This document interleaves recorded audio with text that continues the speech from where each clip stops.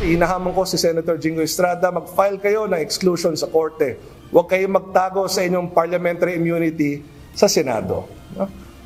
Kung matapang kayo sa Senado, tingnan natin ang tapang nyo sa labas ng Senado. Hinamon ni San Juan City Mayor Francis Zamora si Senate President Pro Tempore Jinggoy Estrada na maghain ng exclusion case sa korte kaugnay sa aligasyon nitong pagdami umano ng flying voters sa lungsod. Nanindigan ng alkalde na wala itong katotohanan at sinabi na wala sa kanya ang desisyon kaugnay sa pagiging botante ng isang mamamayan. Aniya kapangyarihan ito ng Election Registration Board at ng Commission on Elections. Kaya hindi lahat ng nais maging botante sa lungsod ng San Juan ay naaaprubahan. Dagdag pa niya na dumaraan ito sa proseso kung saan kinakailangan ng mga dokumentong nagpapatunay na ang isang tao ay talagang residente ng nasabing lungsod.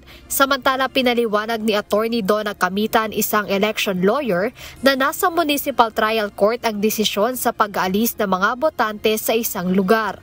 Kailangan lang aniya na magpasa ng petitioner na mga ebidensyang nagpapatunay ng kanyang reklamo. The petition for exclusion can be filed in the municipal lower courts or trial courts rather, MCTC dito sa case ng San Juan, and it can be initiated by a registered voter of the city or a registered political party.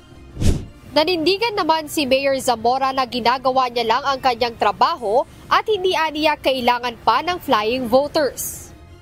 I categorically deny that we have flying voters in San Juan. I do not need flying voters to win sapagkat nagtrabaho po ako na mabuti at nakikita po ng San Juan yan. Nakita ng San Juan ang pagbabagong pinangako natin. Sa katunayan, nabawasan na ang bilang ng mga botante sa lungsod para sa darating na eleksyon. Ang iba ay pumanaw na, lumipat ng tirahan, mayroong double entry at iba pa.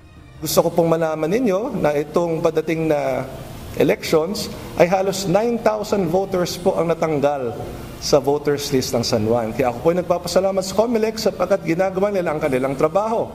Sa kabila ng issue, tiniyak naman ng punong lungsod ng San Juan na ipagpapatuloy nila ang dapat nilang magawa para sa mga mamamayan sa lungsod at hindi aniya magpapaapekto rito.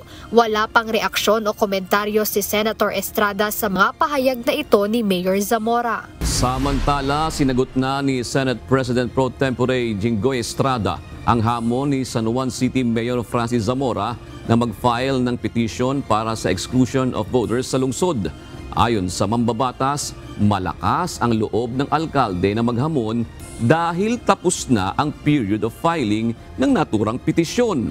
Gayunman, sinabi ni Estrada na mapatutunayan pa rin nila na highly irregular ang pagtaas ng bilang ng mga rehistradong botante sa San Juan City, gayong napakaliit lang anya ng lungsod.